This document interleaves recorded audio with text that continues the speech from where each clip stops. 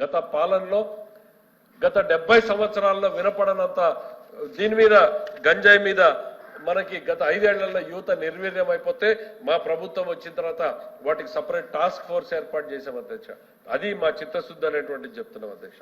మరి inter college విద్యార్థులకి ఉచితంగా బ్యాగులు పుస్తకాలు గత ప్రభుత్వం రద్దు చేస్తే మేము మళ్ళీ పునరుద్ధరించడం జరుగుతోంది అధ్యక్ష. పాత ఫీజు రీయింబర్స్మెంట్ విధానాన్ని తల్లిదండ్రులు మళ్ళీ అమలు చేయడం జరుగుతోంది అధ్యక్ష. మరి డైట్ ఛార్జీలు, ప్రీ మెట్రిక్, పోస్ట్ మెట్రిక్ స్కాలర్షిప్లు ఇవన్నింటినీ కూడా విడుదల చేయడం జరిగింది అనేటువంటిది చెప్తున్నాం అధ్యక్ష. సుమారు 6000 దేవాలయాలకు సంబంధించి ధూపదీప నైవేద్యాన్ని రిలీజ్ చేయడం జరిగింది. గత ప్రభుత్వంలో 5000 ఇస్తే ఇవాళ 10,000 రూపాయలు ఇవ్వడం జరుగుతోంది. అర్చకులకు 10,000 నుంచి 15,000 రూపాయలు ఇవ్వడం జరుగుతోంది అధ్యక్ష. మరి అట్లానే కేంద్ర ప్రభుత్వంతో మాట్లాడి ఆంధ్రప్రదేశ్ ప్రభుత్వానికి ఎన్నడూ లేనటువంటి విధంగా దాదాపు 9,151 కోట్ల కేటాయింపుల్ని అదనంగా తీసుకురావడం జరిగింది రైల్వే బడ్జెట్ లో అనేటువంటిది ఈ సందర్భంగా చెప్తున్నాం అధ్యక్ష. అట్లానే పన్నుల వాటాని కూడా గతంలో కన్నా ఎక్కువగా 5,776 కోట్ల రూపాయలని ఈరోజు కేంద్రం నుంచి సాధించుకున్నాం అన్నటువంటి విషయాన్ని కూడా చెప్తున్నాం అధ్యక్ష.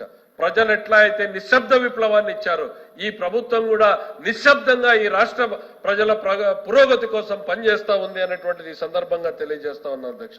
అట్లనే తెలంగాణ నుంచి 2,547 కోట్ల రూపాయలు 10 సంవత్సరాల నుంచి పెండింగ్ ఉంటే అధ్యక్ష కేవలం 4 నెలల్లో మేము కేంద్ర ప్రభుత్వ జోక్యంతో కేంద్రం నుంచి ఆ డబ్బులు మనకు వచ్చే రకంగా చేసుకున్నాం అధ్యక్ష. ఇది ప్రభుత్వం సాధించినటువంటి విజయం కాదు అధ్యక్ష. 5 సంవత్సరాలలో కనీసం మీటింగ్ పెట్టుకోలేకపోయినటువంటి వీళ్ళు మా ముఖ్యమంత్రి గారు తెలంగాణ ముఖ్యమంత్రితో మాట్లాడారు. సమస్య పరిష్కారం కాకపోతే కేంద్ర జోక్యం చేసుకొచ్చి వీటిని విడుదల చేయించుకున్నామన్నటువంటి విషయాన్ని సందర్భంగా చెప్తున్నారు. ముఖ్యమంత్రి చంద్రబాబు నాయుడు గారు ఇవాళ ఢిల్లీకి వెళ్లారు అంటే వారంలోనో 10 రోజుల్లోనో ఈ రాష్ట్ర ప్రజానీకానికి ఏదో ఒక మంచి వార్త, ఏదో ఒక అభివృద్ధి కార్యక్రమం ప్రకటన కేంద్రం నుంచి వస్తా ఉంది అధ్యక్ష.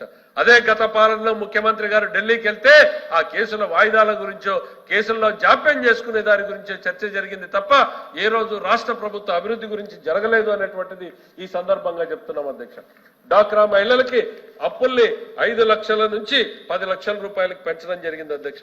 అన్ని జిల్లా హాస్పిటళ్లలోనూ సిటీ స్కాన్లను ఏర్పాటు చేయడం జరుగుతోంది.